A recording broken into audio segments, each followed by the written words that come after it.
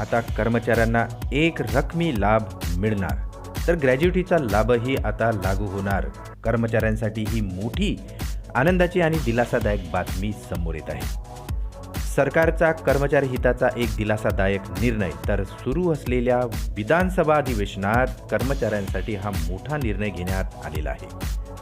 आता अंगणवाडी कर्मचाऱ्यांना एक रकमी लाभ देण्यात येणार आहे. राज्यातील एकात्मिक बाल विकास सेवा योजनेमधील राज्यातील अंगणवाडी कर्मचाऱ्यांना आता ग्रॅज्युटी लागू करण्याचा एक धोरणात्मक निर्णय सरकारने घेतलेला आहे.